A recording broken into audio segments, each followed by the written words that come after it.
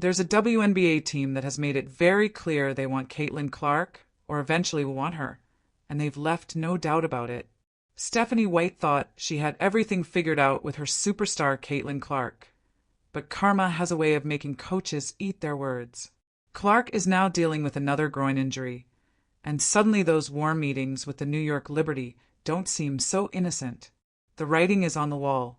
Clark was seen deep inside the Barclays Center with Liberty coach Sandy Brondello, Breanna Stewart, and Sabrina Ionescu.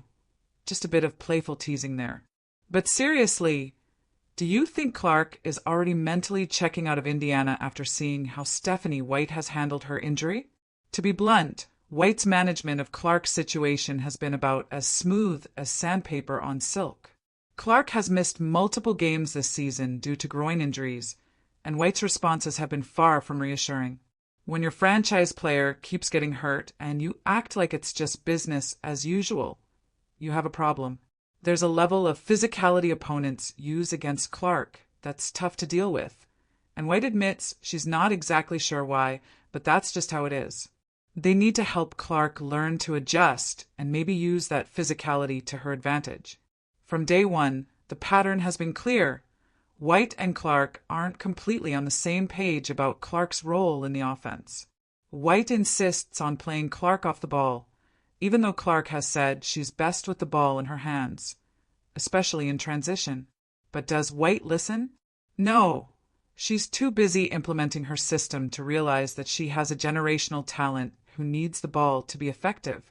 Clark has missed 10 games this season due to injuries, including a previous left quad injury. 10 games is not just unlucky, it's a pattern. When asked about Clark's injury status, White's answers have been vague at best. She mentions Clark went through some semi-live shooting drills, but still hasn't gone full speed in practice or in live defensive situations.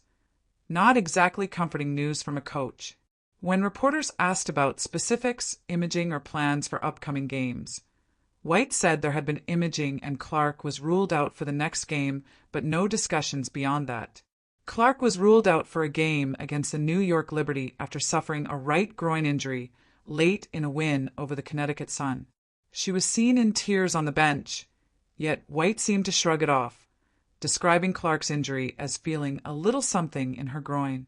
A star player crying on the bench and the coach calling it a little something shows a huge disconnect. The New York Liberty have been circling Clark like sharks, and honestly, who can blame them? Liberty CEO CaitlinClark acknowledges that Caitlin has had an undeniable impact on their business growth and that she came in and lit a fire. They clearly see the value that White apparently doesn't fully appreciate. Remember when Clark came back from injury and scored a season-high 32 points, including 7 three-pointers, as the Fever beat the Liberty 102-88? That was Clark at her best, healthy, and in the right mindset. But after that, more injuries, more missed games, and more questionable coaching decisions from White. The Liberty players, including Stewart and Ionescu, were seen meeting with Clark after games, alongside coach Brondello. It's no secret Stewart and Ionescu aren't leaving New York anytime soon, so why would Clark? There's at least a 50-50 chance Clark leaves Indiana after her rookie season. The Liberty connection isn't just speculation. Clark even selected Liberty guard Sabrina Ionescu 3rd overall in the All-Star draft. That's more than a basketball move. It's Clark showing respect to someone who's been through similar pressure and expectations. The mutual respect between Clark and Liberty players is obvious, and it's something she's not feeling with her current coaching staff. White's approach to Clark's playing time has been questionable. She says she likes having 2 primary ball handlers on the floor and doesn't want Clark playing under constant pressure the whole time. This is your franchise player, the person who elevated the WNBA's profile, and the coach is worried about her playing too much? The clash in coaching philosophy is becoming glaringly obvious. Clark has said, plainly, we need to do a better job of getting me the ball in transition. Whether somebody is there or not, there's a fine balance of playing me off the ball and getting the ball in my hands. That's when I'm best. That's not a request. That's her telling her coach exactly what she needs to succeed. White's response: keep trying to make her play off the ball. The injury situation is becoming a serious concern, and White's handling of it has been lackluster. Clark's field goal and three-point percentages have dropped to career lows over stretches of 5 games. When your star is struggling, you adapt your system to help, not shrug it off. Then there's the contract situation. Clark is in her second year, meaning she has time to consider her future. The Liberty aren't just a well-run organization. They're a championship-level team that knows how to maximize talent. They recently sold a minority stake at a $450 million valuation, the highest ever for a women's sports team. That's an organization built for winning. Contrast that with the Fever, who went 5-5 without Clark, including a recent narrow loss to the Sparks. They're utterly dependent on her, but can't keep her healthy or use her well when she's playing. That's not sustainable. The contrast in how other teams see Clark versus how her own team treats her couldn't be clearer.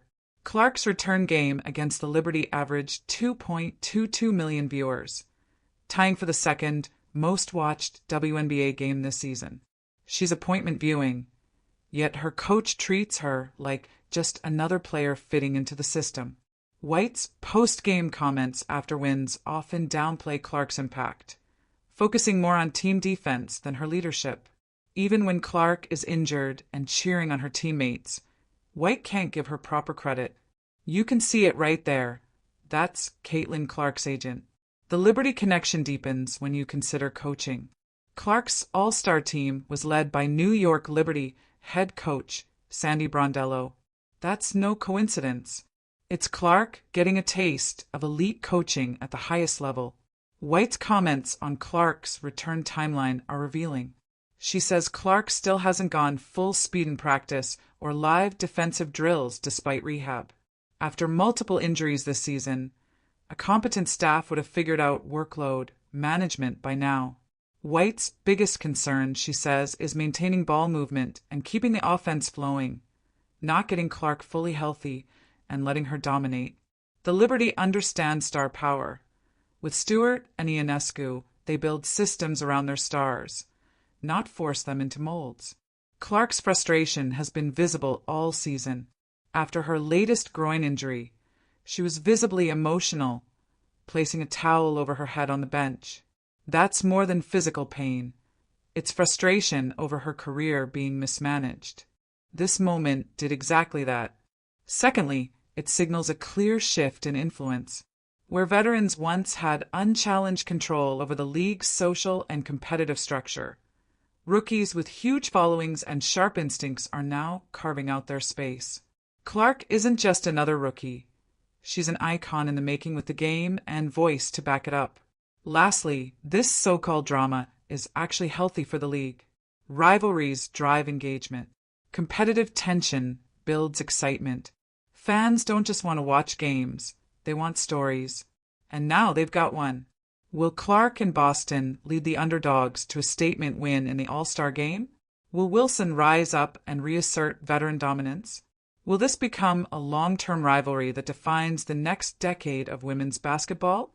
Every storyline adds a layer of intrigue that brings more eyeballs to the game. As for what's next for CaitlinClark, she's handling the pressure like a pro. Despite being the focus of relentless media attention, she continues to rise. Her work ethic, leadership, and on-court results speak for themselves. She's not backing down. She's not playing safe. She's redefining what leadership looks like in women's basketball.